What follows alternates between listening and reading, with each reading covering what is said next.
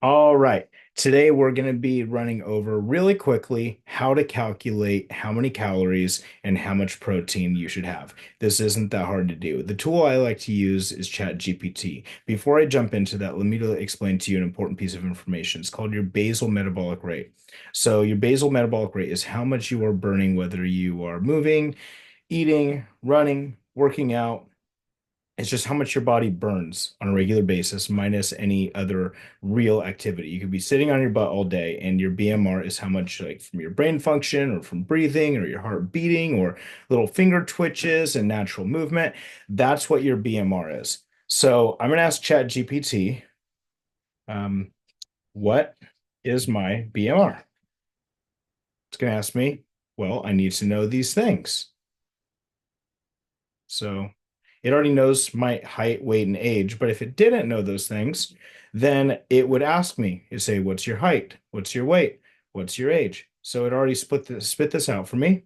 Even told me a nice little formula and told me that I'm at 1,774 calories. So 1,800 calories essentially. So if I take 1,800 calories and then I reduce it by 10%, then that's going to absolutely keep me in a caloric deficit. Now, what we want to do is a pound of fat is 3,500 calories. And if we're trying to burn fat, that would mean that we need to get rid of 500 calories a day.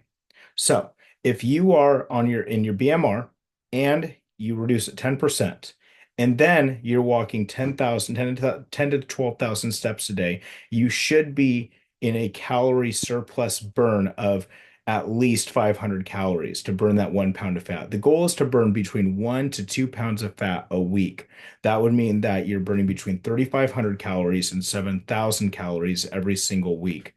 So if let's just take this number right here and let's reduce it by 10%, which is going to pretty much put us at 1,600 calories. That would be my target for being in a deficit. So then I'm going to eat no more than 1,600 calories a day.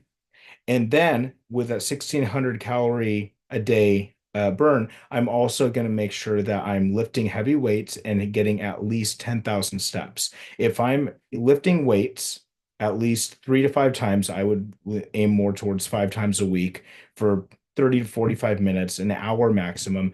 And I'm getting 10,000 steps a day. I should be getting about 2 pounds of fat off of my body a week. And that would be an optimal goal. Now, on the protein side, you need to have high protein. So, how do you calculate the protein? The protein's pretty easy. The traditional method or of thought is between 1 to 2 pounds of body fat. I'm sorry, 1 to 2 pounds of intended body weight a week. Okay. So, I'm sorry, a day. Geez. So, if I am intending to weigh 175 pounds, then at a minimum, I should be having 175 grams of protein a day. Okay. So 175 grams of protein a day. But I'm actually going to do more. I'm going to do 200 grams a day. Now, there are 4 calories inside of 1 gram of protein. So if I'm having 200 grams of protein a day and it's there's 4 calories each, well, 200 times 4 is 800 calories.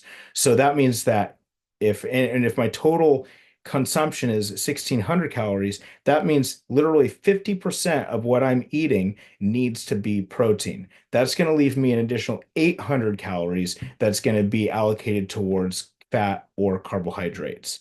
Now, carbohydrates are also 4 calories, and then fat is 9 calories per gram of fat. So you'll notice as you start tracking that 30 grams of fat is going to be more equivalent to about 70-ish grams of calories. That's not exact math, but más o menos.